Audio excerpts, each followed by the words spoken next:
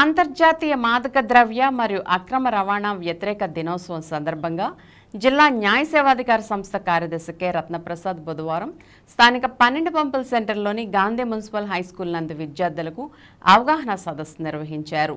ఈ సందర్భంగా రత్నప్రసాద్ మాట్లాడుతూ నేటి సమాజంలో మాదక ద్రవ్య వినియోగం ఎక్కువైందని, చిన్నపిల్లలు అమాయక పిల్లల లక్ష్యంగా మాదక ద్రవ్యాలను అలవాటు చేస్తున్నారని, తద్వారా పిల్లలు బానిసలై మాదక ద్రవ్యాలకు వినియోగం పెరిగిపోతుందని అన్నారు. కావున పిల్లలు జాగ్రత్తతో మెలగాలని సూచించారు. అపరిచిత వ్యక్తుల నుంచి ఎటువంటి వస్తువులు గాని, తినే పదార్థాలను గాని తీసుకోరాదని, ఎవరిపైనైనా అనుమానం ఉన్నా తల్లిదండ్రులు, ఉపాధ్యాయులకు తెలియజేయాలని సూచించారు. మాదక ద్రవ్యాల వల్ల వ్యక్తిగతంగా పిల్లల భవిష్యత్తుకే కాక సమాజానికి కూడా ఎన్నో దుష్పరిణామాలు ఎదురవుతున్నాయని సూచించారు.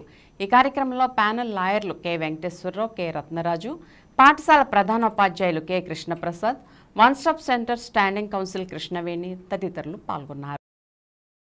అంటే యునైటెడ్ నేషన్స్ వాళ్ళు 1987లో ఇది స్టార్ట్ చేశారు.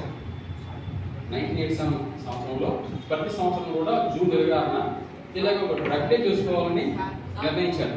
ఎందుకు చేసుకోవాలి? అసలు ప్రతిదీ ఉమెన్స్ డే ఉంది, ఆ డే ఈ డే రకరకాల డే ఉంటాయి మనకి సంవత్సరంలో. ఎందుకు చేసుకోవాలి? మనం ప్రతి సంవత్సరం ఈ రోజున డ్రగ్ డే అని మనం మాట్లాడుకుంటున్నాం. ఇవాళ ఇక్కడ క్యాంప్ పెట్టాం, మీతో మాట్లాడుతున్నాం. దేని గురించి?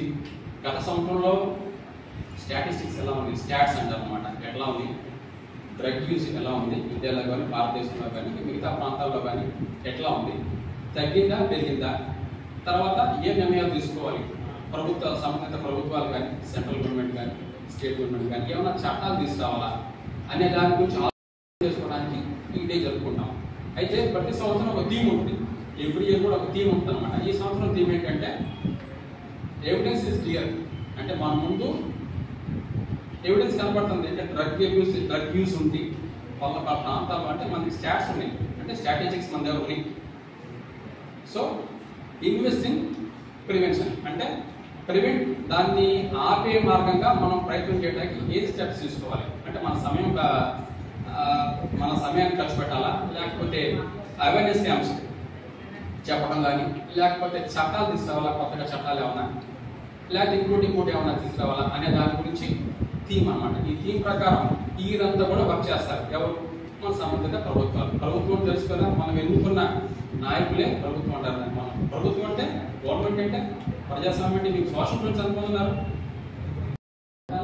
చట్టాలు ఏంటి ఎట్లా చేసుకుంటే ఇప్పుడు చెప్పాను కదా, ఏదైనా ఒక సమస్య ఉంది అనుకోండి మనకి, దాన్ని ఓవర్కమ్ చేయడానికి, ఆ సమస్యను అధిగమించడానికి.